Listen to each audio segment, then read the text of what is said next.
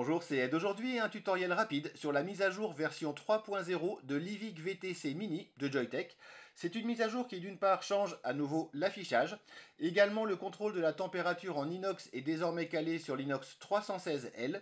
Vous aurez également une plage de résistance disponible en contrôle de la température qui ira de 0,05 à 1,5 ohm. Et enfin, et c'est le gros point important de cette mise à jour, vous aurez désormais accès au contrôle du coefficient de température pour le contrôle de la température donc. On va commencer par voir rapidement comment on fait et on va voir en détail ce que ça change sur la box. Pour faire la mise à jour, c'est extrêmement simple, il suffira d'aller sur le site de Joyetech, joyetech.com, vous aurez le lien dans la description de cette vidéo.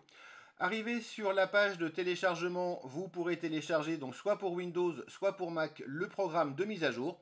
Il suffira de le lancer une fois qu'il sera téléchargé.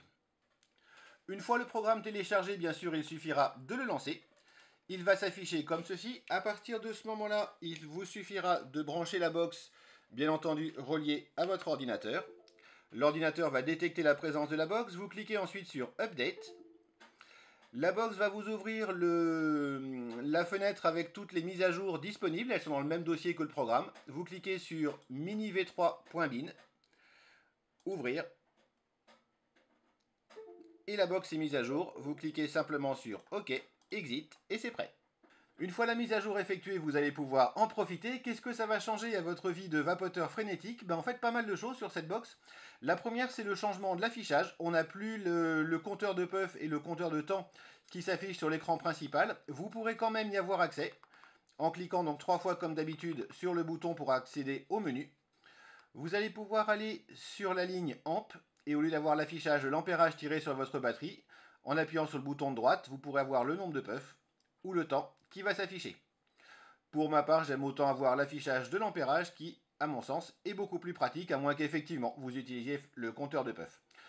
Le second point, à nouveau en allant dans le menu, ça va être en allant sur le mode contrôle de la température inox. On va voir ici SS, donc Stainless Steel 316, puisque maintenant la box est calée sur l'inox 316. Avant, elle était calée sur l'inox 304, et du coup, on avait une petite erreur de température d'environ 20 degrés quand on utilisait de l'inox 316 ou 316L. Elle est maintenant calée sur en fait l'inox dont la plupart des gens se servent, l'inox 316. La grosse nouveauté en fait de cette mise à jour, ça va être que maintenant la box est capable de gérer le coefficient de contrôle de la température. Pour le changer, c'est un petit peu tordu. Il va falloir éteindre la box, donc en appuyant 5 fois sur le bouton de déclenchement. Pour accéder au mode de réglage du coefficient de température, vous allez devoir appuyer sur le bouton plus et le bouton déclenchement en même temps pendant 5 secondes. La box, donc encore une fois, box éteinte.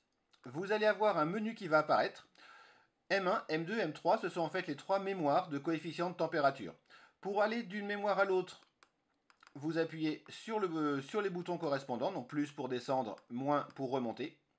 Pour changer un des paramètres, vous appuyez sur déclenchement.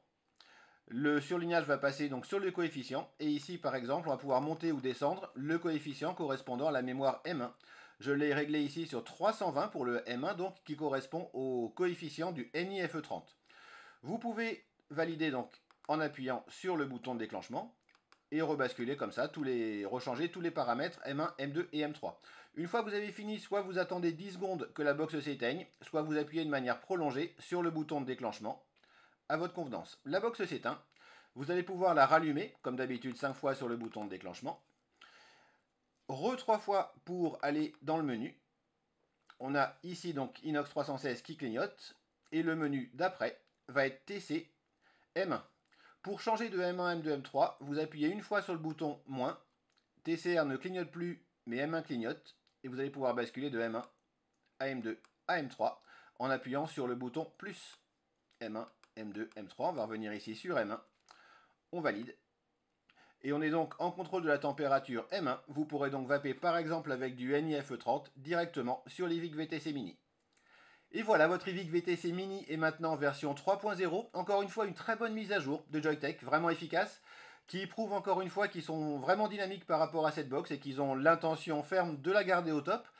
Les principales modifications de cette box, en fait, l'affichage, à mon sens, est plus simple, mais bien plus pertinent encore que sur la version 3. Le fait d'avoir le contrôle de la température inox calé sur l'inox 316 et sera globalement bienvenu pour la plupart des montages.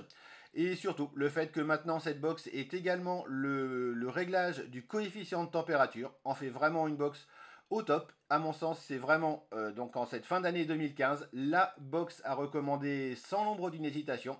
Si vous voulez une très bonne box qui marche très bien et qui soit vraiment une des plus complètes maintenant du marché. Si vous appréciez ces revues, n'hésitez pas à les partager et à vous abonner en cliquant ici. Il me reste à vous souhaiter une excellente vape et à la prochaine.